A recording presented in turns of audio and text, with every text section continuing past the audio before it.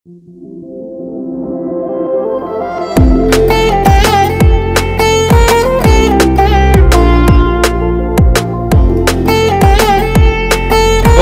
এখন আমি দাঁড়িয়ে রয়েছি ময়মনসিংহ শহরের প্রাণ কেন্দ্রে অবস্থিত প্রায় 200 বছর আগে নির্মিত রাজা শশীকান্ত আশ্চর্য চৌধুরী নির্মিত তার রাজবাড়ির সামনে। এই রাজবাড়ির ভিতরে আজকে আপনাদের নিয়ে গিয়ে আমি দেখাবো এই রাজবাড়ির সৌন্দর্য, এই রাজবাড়ির ভেতরে অবস্থিত জাদুঘর, এই রাজা রানীদের গোসলখানা এবং বিখ্যাত একটি সুড়ঙ্গ পথ যেটি দীর্ঘ প্রায় 30 কিলোমিটার এখান থেকে মুক্তাগাছা পর্যন্ত, যার সীমানা বিস্তৃত। তো বন্ধুরা, আপনারা ভিডিওটি না টেনে অবশ্যই শেষ পর্যন্ত দেখতে থাকুন। ময়মনসিংহ শহরের টাউন হল মোড় থেকে ব্রিজের দিকে রাস্তাটি ধরে 5 মিনিট হাঁটলেই রাস্তার পাশে আপনারা দেখতে পাবেন শশীলজ ময়মনসিংহ জাদুঘরের প্রধান ফটক। এই ফটকের ভেতরে ঢুকেই আপনাদের চোখে পড়বে একটি টিকিট কাউন্টার। এই টিকিট কাউন্টার থেকে টিকিট সংগ্রহ করেই আপনাদের এই শশীলজ ময়মনসিংহ জাদুঘরের ভেতরে প্রবেশ করতে হবে। টিকিট কাউন্টার থেকে প্রথমেই টিকিট সংগ্রহ করে নিলাম। টিকিটের মূল্য সব ধরনের নাগরিকদের জন্য 30 টাকা, কিন্তু শিক্ষার্থীদের জন্য 15 টাকা। এই টিকিট হাতে নিয়েই আমি ফটকের পার হয়ে শশীলজের ভেতরে প্রবেশ করলাম। প্রবেশের সাথেই চোখে পড়ল একটি ফলক, যেই ফলকে এই শশীলজের একটি সংক্ষিপ্ত ইতিহাস তুলে ধরা হয়েছে। আরেকটু এগুতেই চোখে পড়ল একটি উলঙ্গ মূর্তি, যেটা ভেনাস মূর্তি নামেই পরিচিত।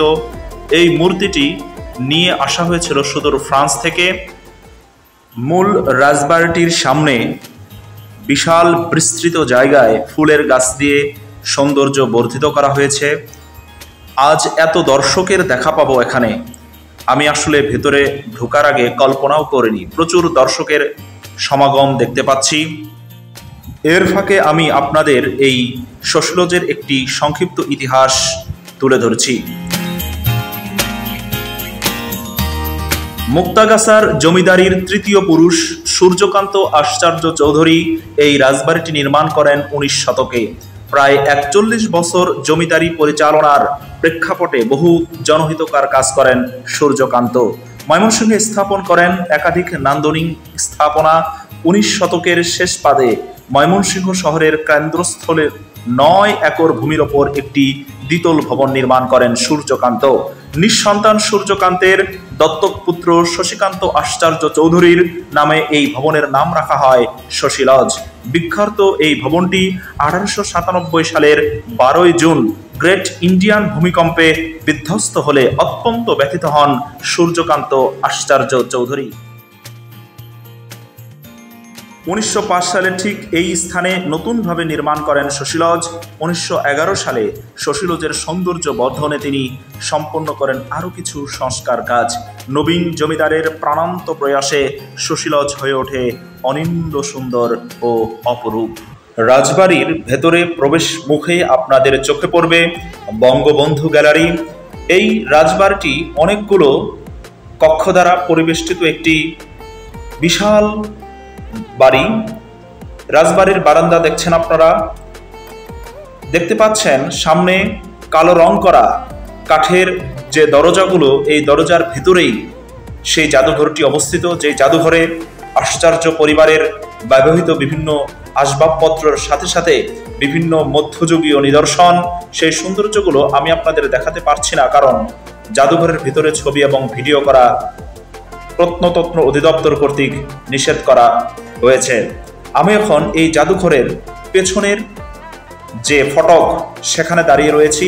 এখানে বিশাল একটি খোলা মাঠ, সবুজ প্রকৃতির সৌন্দর্য আপনারা এখানে উপভোগ করতে পারবেন।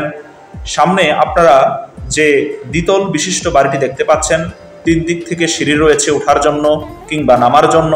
এটি মূলত আশ্চর্য পরিবারের মেয়েদের, রানীদের, রাজকুমারীদের কাপড় পরিবর্তনের স্থান। এখানে সামনের পুকুর থেকে গোসল করে এখানে তারা এসে কাপড় পরিবর্তন করে তাদের মূল যে ভবন সেখানে প্রবেশ করত। অনেক দর্শনার্থীদের ভিড় দেখতে পাচ্ছি। আমি এখন দাঁড়িয়ে রয়েছি সেই দ্বিতল ভবন বিশিষ্ট বাড়ির 2 তলার বারান্দায়। এখান থেকে সম্পূর্ণ রাজবাড়িটির দৃশ্য আপনারা খুব সুন্দরভাবে উপভোগ করতে পারবেন। বর্তমানে এই রাজবাড়িটির এই গোসলখানার দরজার কাঠ কিংবা জানালার কাঠ অবশিষ্ট নেই, সবকিছু ভেঙে গিয়েছে। এর সামনের পুকুরটি আপনারা দেখতে পাবেন খুব সুন্দরভাবে। এই পুকুরের সৌন্দর্য সত্যি মনোমুগ্ধকর। প্রচলিত আছে যে এই পুকুরের তলদেশ পর্যন্ত সাদা মার্বেল পাথর দ্বারা বাধাই করা ছিল, যদিও বর্তমানে সেগুলো চুরি হয়ে গিয়েছে।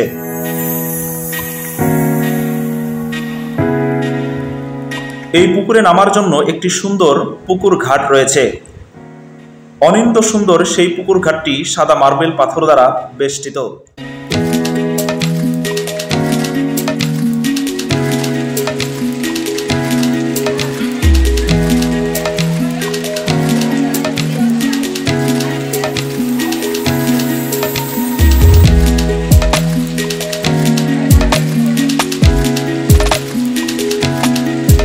এখন আপনাদের দেখানোর চেষ্টা করব এমন একটি জায়গা, যে জায়গাটি প্রতিটি রাজবাড়ির একটি সাধারণ জায়গা, অর্থাৎ একটি সুড়ঙ্গ পথ।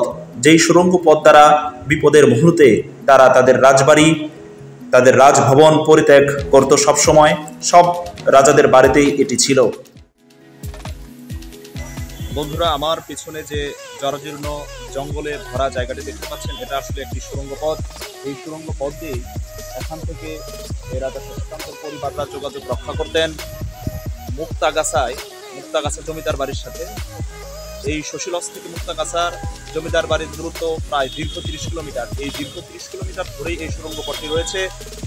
আসলে আগেরকার দিনের প্রত্যেকটি রাজাবাদশার রাজপ্রাসাদে এই ধরনের সুড়ঙ্গ পথ ছিল, যে সুড়ঙ্গ পথগুলোর মাধ্যমে তারা বিপদ হলে তারা এই সুড়ঙ্গ পথ দিয়ে তারা আসলে তাদের রাজপ্রাসাদ ত্যাগ করতেন।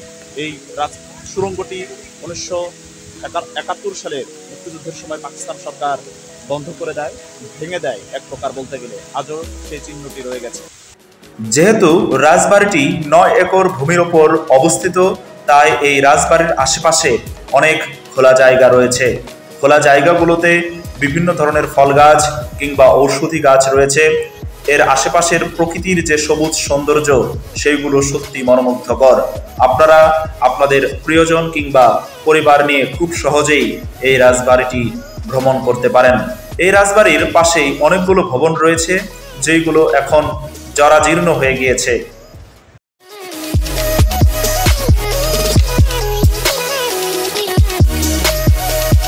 এর ফাঁকে আমি এই রাজবাড়িতে আসার খুব সংক্ষিপ্ত একটি তথ্য আপনাদের সাথে শেয়ার করছি।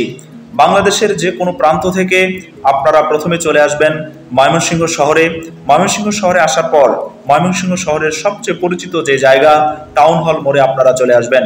টাউন হল মোড় থেকে আপনারা যদি পায়ে হেঁটে আসতে চান তাহলে সময় লাগবে 8 থেকে 10 মিনিট, কিংবা আপনারা যদি রিকশায় আসতে চান তাহলে ভাড়া পড়বে সর্বোচ্চ 10 থেকে 15 টাকা।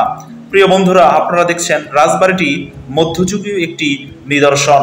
এই রাজবাড়ির সৌন্দর্য, এই রাজবাড়ির গাঁথুনি, এই রাজবাড়ির নির্মাণ শৈলী সত্যি অসাধারণ ও মনোমুগ্ধকর। এই রাজবাড়ির বেশ কয়েকটি মূল ফটক রয়েছে, যেগুলো দ্বারা রাজবাড়িতে প্রবেশ করা হতো। তেমনি আরেকটি ফটকের সামনে আমি দাঁড়িয়ে রয়েছি, আপনারা সিঁড়ি দেখতে পাচ্ছেন। এই রাজবাড়ির উপরের ছাদের যে সিলিংগুলো আপনারা দেখছেন, সেগুলোর সৌন্দর্য কতটা মনোমুগ্ধকর। বাংলাদেশের শত শত জমিদার বাড়ি অবস্থা প্রায় ধ্বংসের পথে এবং এইগুলো খুবই জরাজীর্ণ অবস্থায় রয়েছে, কিন্তু ময়মনসিংহের এই শশীলজ, এই জমিদার বাড়ি, এই রাজবাড়িটি এখনো তার আপন সৌন্দর্যে সগৌরবে দাঁড়িয়ে রয়েছে। বন্ধুরা, আমি হাঁটতে হাঁটতে আবারও চলে এসেছি রাজবাড়ির সামনের সেই বিশাল প্রশস্ত প্রান্তরে। সত্যি আমার চোখকে বিশ্বাস করতে কষ্ট হচ্ছে, ময়মনসিংহ শহরের মতো এরকম একটি ব্যস্ত নগরীর ঠিক প্রাণকেন্দ্রে এরকম একটি প্রাকৃতিক সৌন্দর্যে ভরপুর একটি রাজবাড়ি রয়েছে, যেখানে আপনারা যে কোনো সময় এসে আপনাদের সুন্দর সময় উপভোগ করতে পারেন, কাটাতে পারেন। আপনারা সামনে যে দুটি বিশাল গাছ দেখতে পাচ্ছেন, করই গাছ, এই দুটি গাছও এই রাজবাড়ির নির্মাণের সময় রোপণ করা হয়েছিল, যাদের বয়সও এই রাজবাড়ির বয়সের প্রায় সমান। বন্ধুরা, এরকম বাংলার ইতিহাস, ঐতিহ্য, সমৃদ্ধ বিভিন্ন দর্শনীয় স্থান দেখতে অবশ্যই আমার চ্যানেলটি সাবস্ক্রাইব করে আমার পাশে থাকবেন। সবার সুস্বাস্থ্য ও দীর্ঘায়ু কামনা করে আজকের মতো বিদায় নিচ্ছি। অবশ্যই দেখা হবে আগামী ভিডিওতে।